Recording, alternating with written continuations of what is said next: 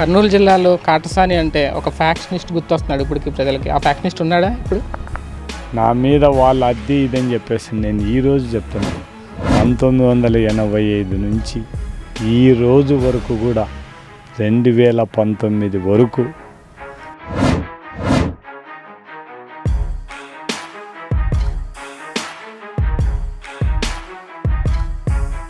ప్రస్తుతం పాణ్యం నియోజకవర్గానికి వైసీపీ అభ్యర్థి ఎమ్మెల్యేగా ఉన్నారు. సిట్టింగ్ ఎమ్మెల్యే అని కాదని కాటసానికి టికెట్ దక్కుతుందా? టికెట్ ఇవ్వాల్సింది రాంభూపాల్ రెడ్డి కాదు, ఇంకొకరు కానే కాదు. ఇవ్వాల్సింది అధినేత జగన్మోహన్ రెడ్డి గారు. నేను ఛాలెంజ్ చేసి చెప్తాను, ఈ కర్నూలు జిల్లాలో ఎవడైనా ఇండివిజువల్గా పోటీ చేయమని చెప్పండి, సొంతం బలంతో పోటీ చేయమని చెప్పండి. రాజశేఖర రెడ్డి గారి మీద మీకు కోపం లేదా? నేను డైరెక్ట్ రాజశేఖర రెడ్డితోనే మాట్లాడాను, ఇంకొకరితో మాట్లాడింది. ప్రజలకు పని చేయడానికి పదవులేమో అవసరం లేదు. ఆయనే ఒక స్టేజ్లో ఫీల్ అయిపోయినాడు. వీళ్ళ ముగ్గురు విజయభాస్కర్ రెడ్డి అన్యాయం చేసినాడా చేయలేదనేది దాన్ని పక్కకు వదిలిపెట్టేస్తే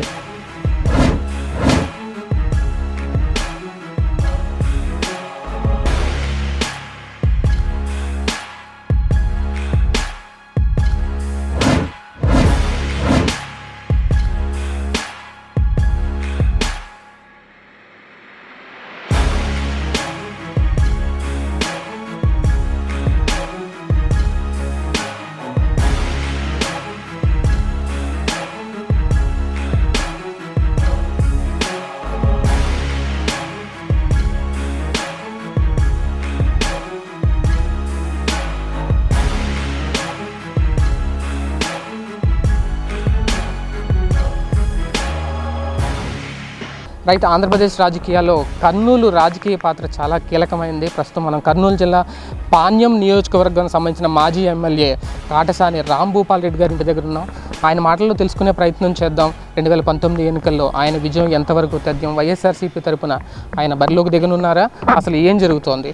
కర్నూలు రాజకీయాల్లో ఒక కీలక వ్యక్తి కాటసాని రాంభూపాల్ రెడ్డి.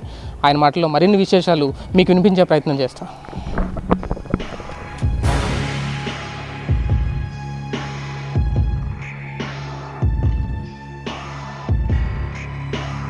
రైట్. ఆంధ్రప్రదేశ్ రాజకీయాల్లో కర్నూలు రాజకీయాలు ప్రధాన కీలక పాత్ర పోషిస్తాయి. దీనిలో భాగంగా పాణ్యం నియోజకవర్గం మాజీ ఎమ్మెల్యే కాటసాని రాంభూపాల్ రెడ్డి ప్రస్తుతం మనతో ఉన్నారు. కర్నూలు రాజకీయాల్లో ఆయన చిత్రపటం ఏ విధంగా గీయనున్నారు? 2019 ఎన్నికల్లో వైఎస్ఆర్సీపీ నుంచి ఏ విధంగా ముందుకు వెళ్ళనున్నారు? ఆయన మాటలోనే అడిగి తెలుసుకునే ప్రయత్నం చేద్దాం. కాటసాని గారు నమస్తే sir, welcome to PDT news. Thank you sir. 2019 ఎన్నికలు చాలా కీలకంగా మారబోతున్నాయి, మీకు తెలుసు. మీ నియోజకవర్గం నుంచి మీరు వైఎస్ఆర్సీపీ పార్టీ తరపున బరిలోకి దిగనున్నారా? నేను పాణ్యం తప్ప ఎక్కడి నుంచి పోటీ చేసే ప్రసక్తే లేదు. వైఎస్ఆర్సీపీ తరపు నుంచే పాణ్యం ఎమ్మెల్యేగా పోటీ చేస్తాను తప్ప ఇంకొక పార్టీ నుంచి పోటీ చేసే ప్రసక్తే లేదు. 2014లో ఇండిపెండెంట్గా మీరు బరిలోకి దిగడం జరిగింది. ఇప్పుడు మళ్ళీ ఒక వైఎస్ఆర్సీపీలో చేరడం జరిగింది. తర్వాత మధ్యలో బీజేపీలోకి వెళ్ళారు, మళ్ళీ ఇప్పుడు వైఎస్ఆర్సీపీకి వచ్చారు. ఈ మార్పులు ఏమన్నా ఎఫెక్ట్ చూపించే అవకాశం ఉంటుందా రేపు ఎన్నికల మీద? నేను ఇండిపెండెంట్గా పోటీ చేసిన ప్రజలు నాకు 62,000 ఓట్లు ఇచ్చినారు. నేను బీజేపీలో పార్టీలు మారాలనేది నా ఉద్దేశం కాదు, కానీ ఆ రోజు ఉండే పరిస్థితుల్లో బీజేపీలో కంటిన్యూ కావాలనుకున్నాం. కానీ ఈ రాష్ట్రానికి ప్రత్యేక హోదా ఇవ్వకపోవడం, కొన్ని చేయకపోవడం, దాంతోపాటు కొద్దిగా పార్టీలో కూడా మేము ఇమ్మడలేకపోయినాం తప్పంగా దాని నుంచి బయటికి రావడం. ఇంకా పార్టీలు గంటకు ఒక పార్టీ మారాలనే ఉద్దేశం కానే కాదు. కానీ ఇంకా బీజేపీ నుంచి ఇంకా మొదటి నుంచి కూడా రాజశేఖర రెడ్డి అంటే అభిమానం, దాని మీద నుంచి రాజశేఖర రెడ్డితో రాజకీయ ప్రస్తావన స్టార్ట్ అయింది. రాజశేఖర రెడ్డి 85 నుంచి ఆయన చనిపోయేంత వరకు కూడా 2009 వరకు 5 సార్లు ఎమ్మెల్యేగా ఆయనతో పాటు ఆయన మధ్యాహ్న ఎంపీగా పోయినప్పుడు తప్ప ఆయనతో పాటే ఉండడం జరిగింది. ఒకసారి రాజశేఖర రెడ్డి గారు అంటే అభిమానం అంటున్నారు మీరు. రాజశేఖర రెడ్డి గారి మీద మీకు కోపం ఏం లేదా? ఏం కోపం ఎందుకు ఉండాలి, అవసరం లేదు కదా. మీకు మంత్రి పదవి దక్కలేదని రాజశేఖర రెడ్డి గారు మీరు అలక్కబోనిన సందర్భం లేదంటారా మీ రాజకీయ చరిత్రలో? మామూలుగా అధినాయకుని మీద మనకు ఇవ్వలేదనేది, సీనియర్ మోస్ట్ ఎమ్మెల్యేకి ఇవ్వలేనిది బాధ తప్ప ఎప్పుడు కూడా రాజశేఖర రెడ్డిని గురించి ఒక్క మాట కూడా నేను రాజకీయాల్లోకి వచ్చినది మొదలు నేను డిసైడ్ చేసుకునేది కూడా రాజకీయాలలో ముగ్గురు వ్యక్తులను గురించి వాళ్ళ నుంచి ఏమి ఇబ్బంది జరిగినాయని కూడా విమర్శించకూడదు అనేది నా ఉద్దేశం. ఒకటి రాజశేఖర రెడ్డి, కోట్ల విజయభాస్కర్ రెడ్డి, పివి నరసింహారావు. వీళ్ళ ముగ్గురు, విజయభాస్కర్ రెడ్డి అన్యాయం చేసినాడా చేయలేదనేది దాన్ని పక్కకు వదిలిపెట్టేస్తే రాజకీయంగా కానీ ఇంకొక దాంట్లో కూడా, కానీ ఎప్పుడు కూడా విజయభాస్కర్ రెడ్డిని గురించి ఒక్క మాట కూడా మాట్లాడలేదు.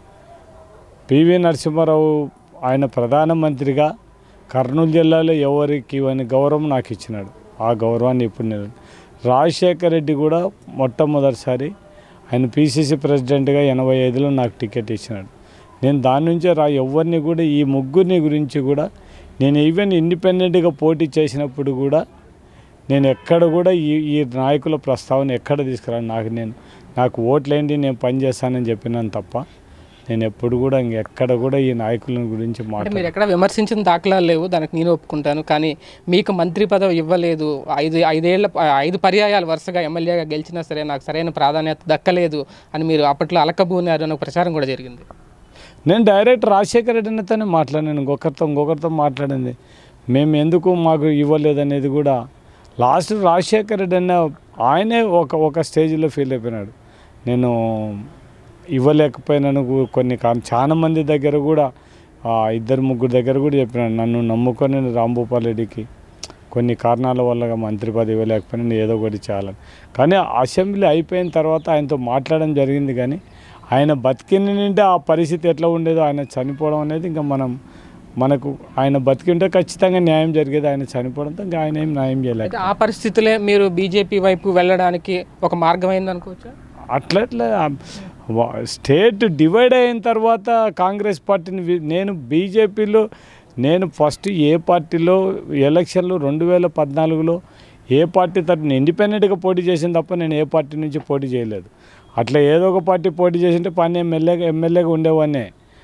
ఈ ఓట్ల కన్ఫ్యూజ్లో రెండో ఓటు అప్పుడు కూడా వైఎస్ఆర్సీపీ పార్టీ అభిమానంతోనే మా రెండో ఓటు ఎస్పీ రెడ్డికి ఓటు వేయమని చెప్పినాం. మనం ఇంకొక పార్టీకి కూడా ఓటు వేయమని చెప్పలేదు.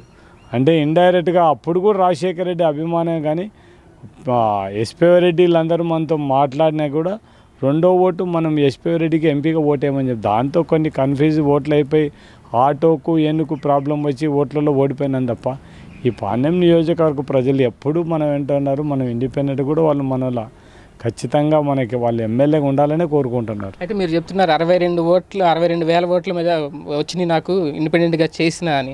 కానీ ఏ పార్టీలో చేరకపోవడం వల్లే ఓటమి పాలైనని కూడా మీరు ఒప్పుకున్నారు. ఇది స్వయంకృత అపరాధం అనుకోవచ్చా? ఇప్పుడు మీకు అంటే రాత కూడా బాగలేదు అనుకోవాలి. దాని గురించి స్వయంకృత అపరాధం అనుకోవడానికి లేదు. అంటే ఎలక్షన్ల దగ్గరికి వచ్చా అంటే మేము అందరు కూడా ఉద్దేశం ఏమంటే కాంగ్రెస్ పార్టీలో ఉన్నాము, కాంగ్రెస్ పార్టీని ఈ రాష్ట్రం విడిపోదు, ఖచ్చితంగా కాంగ్రెస్ పార్టీలో ఉండాలనే పరిస్థితులు ఉన్నాం. లాస్ట్ వరకు కూడా ఈ కిరణ్ కుమార్ రెడ్డి వీళ్ళందరూ కూడా విడిపోదు మేము చూస్తున్నామని చెప్పడంతోనే మొత్తం అందరు కూడా మేమందరం నమ్మినాం. లేకుంటే అట్లా అనుకునే పార్టీ అయితే ఇంకా పార్టీ ఈ స్టేట్ డివైడ్ అయిపోతుంది అనుకుంటే అందరి మాదిరి ఇప్పుడు కొంతమంది అంతా వేరే పార్టీలోకి పోయినారు. మనం కూడా ముందే జాగ్రత్త పడి నిందాం. 5 పర్యాయాలు నాన్ స్టాప్గా ఎమ్మెల్యే గెలిచిన మీరు 5 ఏళ్ల పాటు అధికారంగా దూరంగా ఉన్నారు. ఎలా అనిపించింది? ఏమన్నా పనులన్నీ సక్రమంగా సాగుతున్నాయి? అధికారంలో ఉన్నప్పటికీ లేనప్పటికీ 5 పర్యాలు అంటే 25 ఏళ్ళు కంటిన్యూగా, 5 ఏళ్ళు అధికారంలో లేరు మీరు. ఇప్పుడు మీకు ఒకటి చెప్తాను, ప్రజానాయకుడు అనుకునేవాడు ప్రజలకు పనిచేయడానికి 100% పనులు జరగకపోయినా ప్రజలకు న్యాయం చేయడానికి, ప్రజలెమ్మడి ఉండడానికి, ప్రజలకు పనిచేయడానికి పదవులేమో అవసరం లేదు. ఇప్పుడు ప్రజలు మెచ్చి ఇప్పుడు నేను ఎమ్మెల్యేగా లేనని పని చేయకపోతే రేపు పొద్దున ఉండే క్యాడర్ కానీ నాయకులు కానీ నా ఎమ్మడి ఎవరు ఉండరు. ఇది నిరంతరము నేను ఫైట్ చేయాల్సింది అధికారంలో లేకపోయినా కూడా ప్రజల కోసం, నమ్ముకునే కార్యకర్తల కోసం, నాయకుల కోసం ఎవరైనా ప్రజలు మన దగ్గరకు వచ్చి ఆఫీసర్లకు చెప్పి వాళ్ళని కన్విన్స్ చేసి పని చేయాల్సింది తప్ప మనం అధికారంలో లేము మన పనులు జరగవని ఊరుకుంటే కష్టమైపోతుంది. రాజకీయంలో అది పనికిరాదు. బీజేపీలో ఉన్నప్పుడు ప్రత్యేక హోదా అవసరం లేదు, ప్రత్యేక ప్యాకేజ్ కూడా తీసుకొచ్చని ఒక స్టాండ్, ఇప్పుడు మీరు వైసీపీలో వచ్చాక ప్రత్యేక హోదాయే కావాలి ఆంధ్ర రాష్ట్రానికని మరొక స్టాండ్ మారుతుంది కాటసాని వెంట. పబ్లిక్ యాక్సెప్ట్ చేస్తారు దీన్ని? మీరు ఒకటి ఆలోచన చేసినారో లేదో, బీజేపీ పార్టీలో నిన్నాళ్ళు ఈ ప్రత్యేక హోదా గురించి కానీ ప్రత్యేక ప్యాకేజ్ గురించి కానీ నేను ఎక్కడ కూడా మాట్లాడలేదు. కానీ ఆ పార్టీ స్టాండ్ అదే కదా సార్. పార్టీ స్టాండ్ మనం మనసాచి ఒప్పుకోలేదు కాబట్టి మనం ఎక్కువ కూడా దాని గురించి పెద్దగా ఎక్కడ డిస్కస్ చేయలేదు. మనం ఎక్కువ కూడా మనం ఎక్కడ మాట్లాడినా కూడా ఇది అవసరం లేదనేది ఎక్కడ చెప్పలేదు. మనం ఎంతసేపు నేను ప్రత్యేక హోదా కావాలని అనుకుంటున్నాం తప్ప మా ఇంటర్నల్ మీటింగ్లో కూడా మేము చాలాసార్లు చెప్పినాం. బీజేపీ మీటింగ్లో కూడా మనం పోతున్నాం, పార్టీ పోతుంది, మీరు చంద్రబాబు నాయుడు ఉచ్చులో పడుతున్నారు, మొత్తం పార్టీ పోతుంది, మా మాట ఏంటండి, ఇప్పటికైనా మీరు బయటపడి ఫైట్ చేయండి రాష్ట్రం కోసం, ప్రత్యేక హోదా ఇచ్చేసి ఫైట్ చేసే పార్టీ డెవలప్ అవుతుందంటే ఎవరైనా ఇంకా మన మాటలు పట్టించుకున్నప్పుడు వేస్ట్ అనే ఉద్దేశంతో ఇంకా మనం కూడా ఆ పార్టీలో ఉండలేకపోయినాం. ఇప్పుడు ప్రత్యేక హోదాకి కట్టుబడి ఉన్నారా మీరు? స్టాండ్కి పోరాటం చేయడం? మా నాయకుడు ఏ దానికి కట్టుబడి ఉంటే మేము అందరం దాన్ని కట్టుబడి సిద్ధాంతాలనే ఫాలో అవుతాంటారు. మీకు ఒక్కటే చెప్తాను, నేను ఏ పార్టీలో ఉంటే ఆ పార్టీలోకి సిన్సియర్గా ఉండడం నా ధర్మం. ఇంకొక మళ్ళీ అందరి మాదిరి ఈ పార్టీలో ఉండి ఇంకా అవతల బంధువులను పెట్టి వాళ్ళతో ఒక రాజకీయం చేసేది కానీ ఈ పార్టీలను పంపించి ఇక్కడ గెలిచిన వాళ్ళ నుంచి అక్కడ పంపించేసి రాజకీయం చేసే మనస్తత్వం నాది కాదు. ఈవెన్ మా బ్రదర్ బనయాన్పల్లిలోనే కూడా ఏ రోజు కూడా నేను బీజేపీలో ఉన్నప్పుడు కూడా వాళ్ళకి వైఎస్ఆర్సీపీ పార్టీకి సపోర్ట్ చేయమని కానీ ఇంకొకటి కానీ మాత్రం ఎక్కడ కూడా చెప్పలేదు. ఎలక్షన్లో నేను ఇండిపెండెంట్గా పోటీ చేసినప్పుడు కూడా కనీసం బనగానపల్లిలో మీరు ఎవరికి ఓటేయమని కూడా ఎవరు చెప్పారు. నాకు సంబంధించిన నా ఫాలోయర్స్ అందరు ఉన్నారు. నేను ఎవరికి కూడా మీ ఇష్టం, మీరు ఎవరికైనా నేనే ఇండిపెండెంట్గా పోటీ చేస్తాను, మీకు ఎవరు ఇష్టం ఉంటే వాళ్ళకి ఓట్లు వేసుకోమని చెప్పినాను తప్ప నేను ఇంకొక పార్టీలో లేను కాబట్టి ఇంకొక పార్టీకి చెప్పడం వద్దని చెప్పలేదు. కర్నూలు జిల్లాలో కాటసాని అంటే ఒక ఫ్యాక్షనిస్ట్ గుర్తొస్తున్నాడు ఇప్పటికి ప్రజలకి. ఆ ఫ్యాక్షనిస్ట్ ఉన్నాడా ఇప్పుడు? పాణ్యం నియోజకవర్గ ప్రజలు చెప్పాలి రాంభూపాల్రెడ్డి ఫ్యాక్షనిస్టా కాదా అనేది వాళ్ళు చెప్తారు. టౌన్లో ఉండే ప్రజలను అడిగితే రాంభూపాల్రెడ్డి ఫ్యాక్షనిస్టా కాదంటే వాళ్ళే చెప్తారు. నేను చెప్పడం బాగుంది. ఆ ముద్ర పోయిందా అని అడుగుతున్నాను. అది మీరు చెప్పాలా. నాకు ఆ ముద్ర ఉందా లేదా, నేను ఎవరినైనా ఏమన్నా అంటానా లేకుంటే. ఇప్పుడు మీకు ఒకటి చెప్తాను, నేను రాంభూపాల్రెడ్డి వ్యక్తిగతంగా ఫ్యాక్షనిస్ట్ అయ్యి ఇంకొకరిని బెదిరించేపట్టయితే ఒక రాంభూపాల్రెడ్డి ఫ్యాక్షన్ అయితే 62,000 ఓట్లు వచ్చే ప్రసక్తి లేదు. నేను ఛాలెంజ్ చేసి చెప్తాను, ఈ కర్నూలు జిల్లాలో ఎవడైనా ఇండివిజువల్గా పోటీ చేయమని చెప్పండి, పార్టీలు లేకుండా సొంత బలంతో పోటీ చేయమని చెప్పండి. టౌన్ కాన్స్టిట్యున్సీలో టౌన్ ఓట్లు ఉండే కాడ చేయమని చెప్పండి. ఇప్పుడు నేను అందరికీ ఒకటే చెప్తాను, నా మీద వాళ్ళ అద్దీ ఇదని చెప్పేసి నేను ఈరోజు చెప్తున్నాను. 1985 నుంచి ఈ రోజు వరకు కూడా 2019 వరకు నేను ఎక్కడైనా కానీ బెదిరించి 1 సెంటు భూమి కానీ ఏముందనే తీసుకునేని కూడా వచ్చి చెప్తే నేను ఇవ్వడానికి సిద్ధంగా ఉండా. నాకేం ఎటువంటి అభ్యంతరం కూడా లేనే లేదు.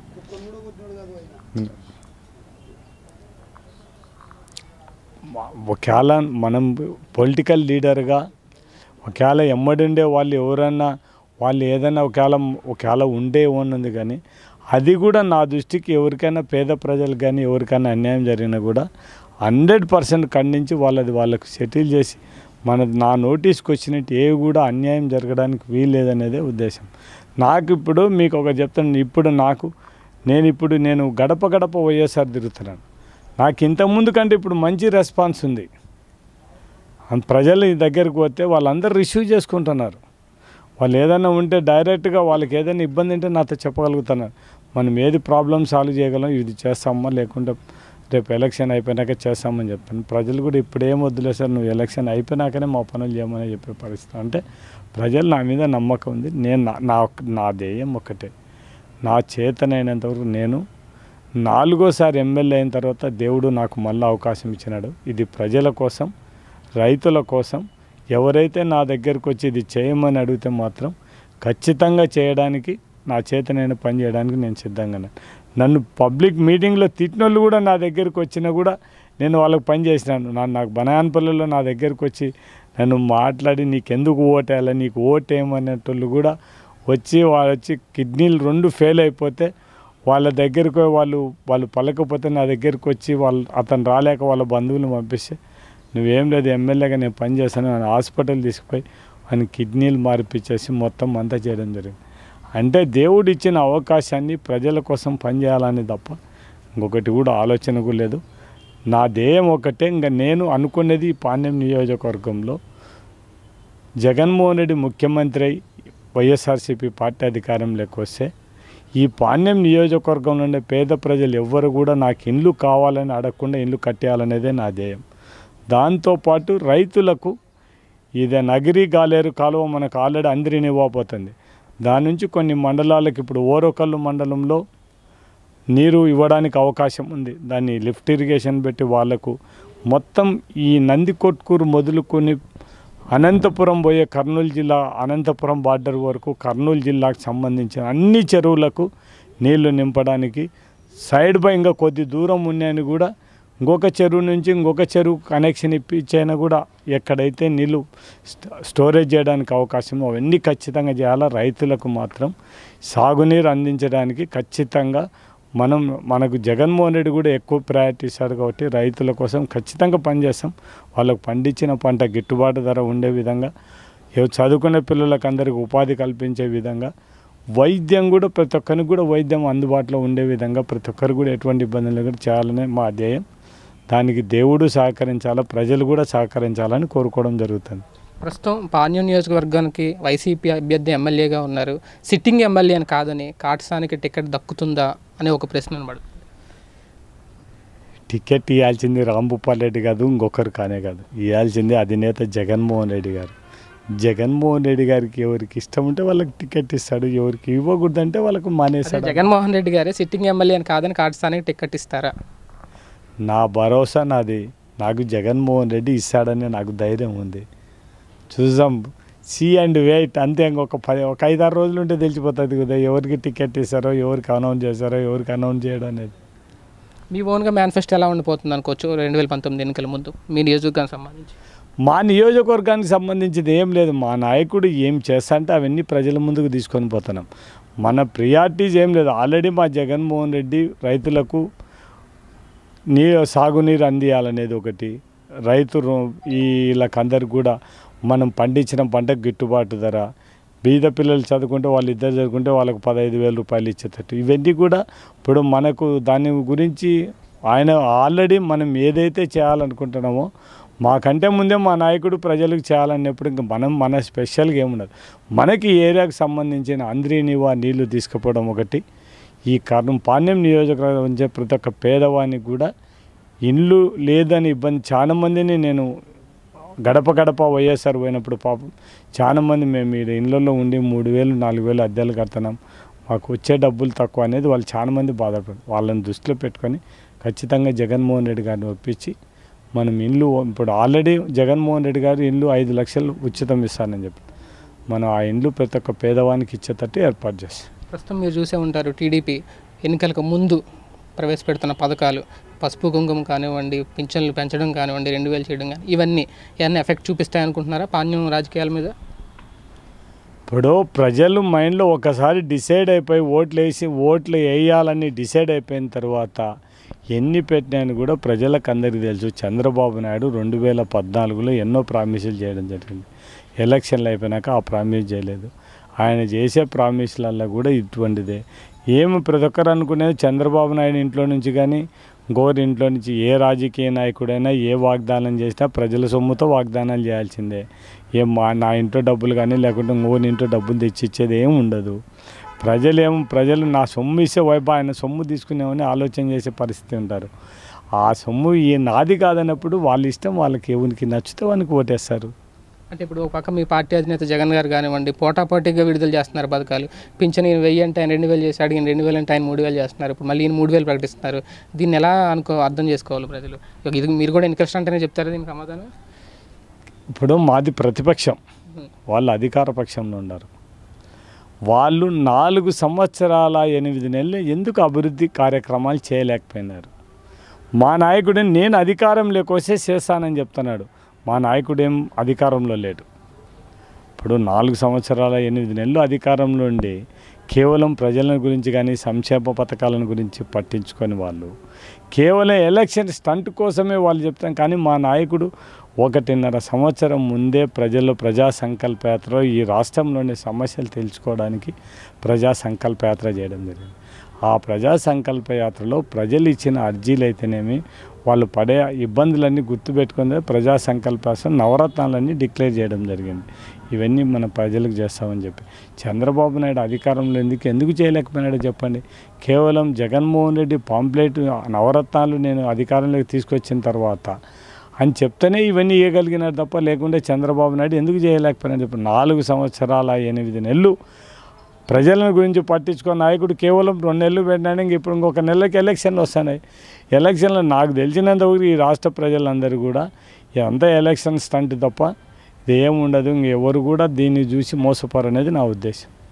ఈసారి ఎన్నికల్లో మీకు ఏ మేరకు మెజార్టీ వస్తుంది అనుకుంటున్నారు? సీట్ల సంఖ్య, ఓట్ల సంఖ్య ఎంతవరకు పెరిగే ఛాన్స్? ఇప్పుడు ఓట్లు వేయాల్సింది ప్రజలు. మనం ఎట్లా చెప్పగలం? 10,000 ఓట్లు తెప్పించుకున్నారు ఇండిపెండెంట్గా ఉండి, ఇప్పుడు పార్టీ తరఫున వెళ్తున్నారు. ఇప్పుడు మా ధీమా అయింది, నేను 100% పాణ్యం నియోజకవర్గం ఎమ్మెల్యేగా ఖచ్చితంగా ప్రజలే గెలిపిస్తారనేది నా ధీమా. అందుకే మీ మెజార్టీ అడుగుతున్నారు. మెజార్టీ అనేది ప్రజలను బట్టి మనం అదే మన అంచనా దానిని ఇప్పుడు చెప్పడం వద్దు. మంచి పాణ్యం నియోజకవర్గ ప్రజలు ఎవరికి కర్నూలు జిల్లాలో రానంత మెజార్టీ తీసుకొస్తారనేది నా ఉద్దేశం. ఫైనల్గా చెప్పండి, మీరు అధికారంలోకి వస్తే ఎమ్మెల్యేగా అయితే ఫస్ట్ నియోజకవర్గంలో మీరు దేని మీద దృష్టి సారించాలనుకుంటున్నారు? నేను 2 పేద ప్రజలకి ఇండ్లు, రైతులకు సాగునీరు, ఈ 2 యువతకు వాళ్ళకు ఉపాధి, ఈ 3 మీద ప్రత్యేకమైన శ్రద్ధ తీసుకొని ఇంకా కొంతమంది వైద్యము విద్య దాని మీద చేస్తాం. 5 years గ్యాప్ వచ్చింది కదా, ఈ తర్వాత మీకు కార్యకర్తల నుంచి కానీ మీ నేతల నుంచి కానీ సపోర్ట్ ఏమన్నా తగ్గిందా ఈ 5 ఏళ్లలో? మీ కనుక మీరే 62,000 ఓట్లు వచ్చినారు, ఇంకా మీరు ఎంత మెజార్టీ వస్తానో మీరు అనుకున్నారు. ఇండిపెండెంట్గానే నా ఎమ్మడి ఉన్నప్పుడు ఆ నాయకులు, నేను ఇప్పుడు వైఎస్ఆర్సీపీలో ఆ నాయకులు ఎందుకు బయటకు పోతారు? ఇంకా యాడ్ అవుతారు తప్ప ఇంకా ఇక్కడ నుంచి నా దగ్గర నుంచి పోయే నాయకుడు ఎవరు లేడు. పోయేటోళ్ళు అందరూ ఓడిపోతేనే ఒక 5% 10% విన్నారు. వాళ్ళు కూడా మొత్తం పెవిలియన్ బ్యాక్ వచ్చేసారు. అంతే ఇంకేం లేదు. ఇంకా అంతా ఒక 10 రోజులలో మొత్తం ఇంకా క్యాడర్ అంతా మొత్తం ఉండేటోళ్ళందరూ వచ్చేస్తారు. అది ఇబ్బంది ఏం లేనేలేదు. మీరు వైఎస్ఆర్సీపీ తరఫున సీట్ తీసుకొని బరిలోకి దిగితే మీకు ఎవరైనా రెబల్గా మారే అవకాశం ఉందా? రాజకీయాల్లో నిలవని ఎవరు రెబలరా, ఎవరా, ఇంకొకరా అనేది ఆలోచించాల్సిన అవసరం లేదు. నాతో సొంత తమ్ముడే నా మీద పోటీ చేసినప్పుడే నేను ఆలోచన చేయలేదు. ఇప్పుడు ఇంకొకటి పోటీ చేసి ఆలోచన చేయాల్సిన అవసరం కూడా నాకు లేదు. ఫైనల్ గెలుపు మీదే అంటారు? 100% మళ్ళీ ఏం దాంట్లో ఏముంది ఇంకా. Right, thank you sir. మొత్తం ఇది కాటసాని రాంభూపాల్ రెడ్డి గారి మనోగతం. 2019 ఎన్నికల్లో గెలుపు తథ్యం అంటున్నారు. అలాగే గెలుపు సాధించిన వెంటనే డబుల్ బెడ్రూమ్ ఇల్లు కానీ అలాగే నిరుద్యోగులు ఉపాధి కల్పించడంలో మాత్రం ఆయన ప్రధానంగా దృష్టి సారిస్తానని చెప్తున్నారు. కెమెరామెన్ తరుణ్తో శేఖర్, PDTV, కర్నూలు జిల్లా నుంచి. ఈ వీడియో గనుక మీకు నచ్చినట్లయితే లైక్ చేయండి, షేర్ చేయండి. మరిన్ని వీడియోస్ కోసం మా ఛానల్ను సబ్స్క్రైబ్ చేయండి.